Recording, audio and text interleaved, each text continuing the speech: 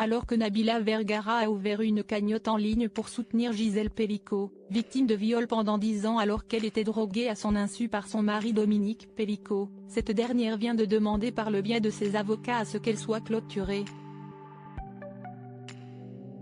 C'est l'affaire qui secoue l'opinion publique. Depuis plusieurs jours se tient à la cour criminelle d'Avignon le procès des viols de Mazan, perpétrés par une cinquantaine d'hommes entre 2011 et 2020 sur Gisèle Pelicot, une femme de 71 ans. La victime a été droguée à son insu par son mari, Dominique Pelicot, qui a recruté pendant toutes ces années des hommes sur Internet, dans le but de la violer. Ce n'est qu'en 2020 que la victime a découvert l'horreur qu'elle a endurée, lorsque son mari a été arrêté dans un supermarché de Carpentras après avoir été surpris en train de filmer sous les jupes des clientes. Après avoir fouillé le téléphone de Dominique Pelicot, la police a demandé à Gisèle de venir. C'est de cette manière qu'elle a découvert des photos et vidéos d'elle, inconsciente à cause de la drogue, en train d'être violée.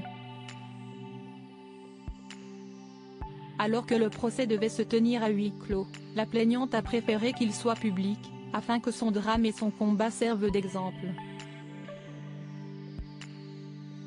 Gisèle Pelicot préfère se consacrer à son procès. Impossible évidemment de ne pas être sensible face au supplice subi par Gisèle Pelicot. Bouleversée, Nabila Vergara a décidé d'ouvrir une cagnotte en son soutien ce jeudi 5 septembre. J'ai décidé de créer cette cagnotte pour Gisèle Pelicot. Madame, j'ai été profondément touchée par votre histoire. Je suis admirative de votre courage et votre force. Vous êtes un exemple pour toutes les femmes sur cette terre. J'aimerais que l'on puisse toutes participer à vos frais de justice et vous aider à traverser cette terrible épreuve. Au nom de toutes les femmes, nous sommes tous avec vous du fond du cœur, a-t-elle écrit sur le site concerné.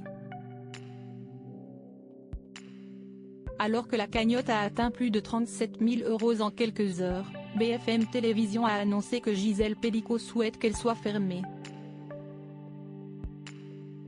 Dans un communiqué, les avocats ont expliqué que la victime préfère préserver la dignité et la sérénité des débats qui se tiennent actuellement devant la cour criminelle départementale du Vaucluse, précisant que la famille ne souhaite aucunement l'ouverture de cagnottes de soutien en ligne.